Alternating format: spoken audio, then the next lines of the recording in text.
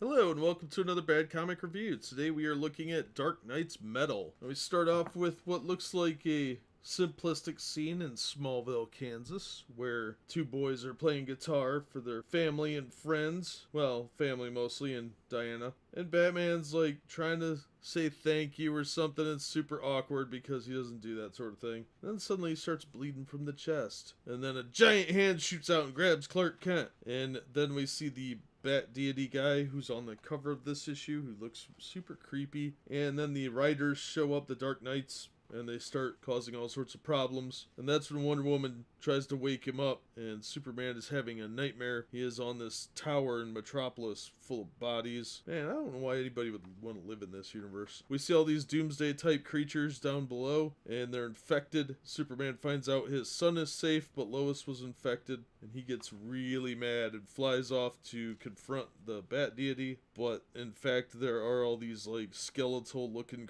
people wandering around on this tower, and these like Joker headed serpents. It's pretty crazy looking. Superman goes looking for Batman. He thinks he sees him, but it is the Doomsday version. Thankfully, Superman crashes into Gotham City in some snow, but that's where he sees the Batman who laughs, and we find out that the city's been divided up and given to Mr. Freeze. Superman's been out of commission for a week on this tower, reliving lifetimes worth of experiences where he fights this Bat thing and loses. Then Superman is attacked again, and thankfully the Flash snaps him up and takes him to the Oblivion Bar, which is this little pocket universe thing, and it's the only safe space. There's some other heroes there. We've got Kendra, we've got Aquaman, Wonder Woman, Green Lantern, Flash, Detective Bobo, and Nightwing, who looks like crap. And we learn a little bit about what's going on, what the different creatures have done. Then Green Arrow shows up with Damian Wayne, and we learn that they have figured out, apparently this happened in some issues of Green Arrow where they discover that nth metal will actually hurt these creatures. So they have to go on a quest for the remaining nth metal, and they only have a few items that can help them get there. John Henry Irons, better known as Steel, his hammer has nth metal in it. Dr. Fate's helmet does, and Plastic Man can also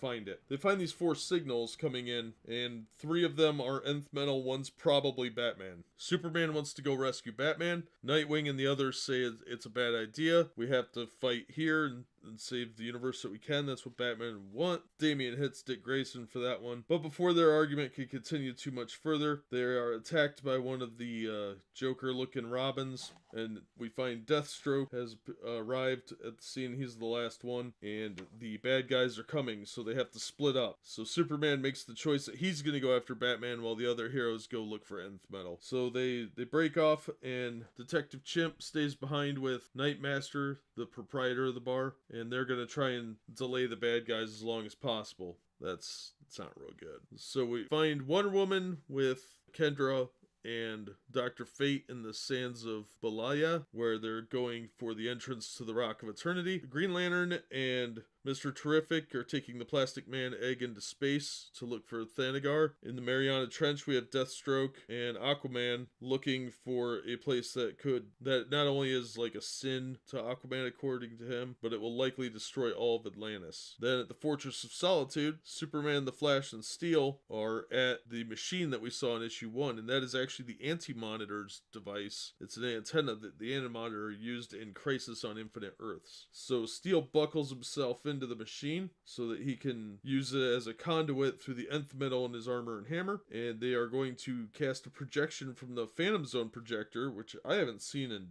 ages, and it looks just like the Silver Age version. There's a little bit of pseudoscience here. They're assuming that the Phantom Zone is actually a membrane of sorts on the edge of the dark multiverse. So by using the hammer, they can use the antenna to focus the energy of the nth metal and open a portal to this other world, to the dark multiverse. Meanwhile, the evil Batmen are in the Oblivion Bar and it's burning down. We see Nightmaster didn't make it. We don't see Detective Chimp. But then Superman breaks through and discovers that he walked right into a trap, and that the warning he thought he heard from the distress signal from Batman was actually a trap. He was actually sending the exact opposite, but they missed it, and now Superman is part of an all Superman looking generator, and that's how the issue ends. Now so far this is probably the weakest issue, but it's still not bad. It's still really fun. It was a little bit full of forced plot devices, but it's a fun story. I'm excited to see where it goes. We're going to look at a couple of supplements before we get to issue 4. We're going to look at a couple of the one-shots for the evil Batman, and I also have Batman Lost, a metal tie-in, and it kind of tells the story what Batman's been up to during this, between issues 3 and 4. Overall, good story. Little weak compared to the other issues. It mostly just involves like plot devices. There's not a lot of recapping, and it really doesn't have the time for it, quite honestly. The pacing is just not, it's not suited to inserting a bunch of backstory. But overall, fun issue. And I did like the art. Scott Snyder seems to be doing a pretty good job with this, so hopefully it'll pay off. But that'll do it for this episode. As always, thank you so much for listening and supporting the channel. We hope to see you on the next episode.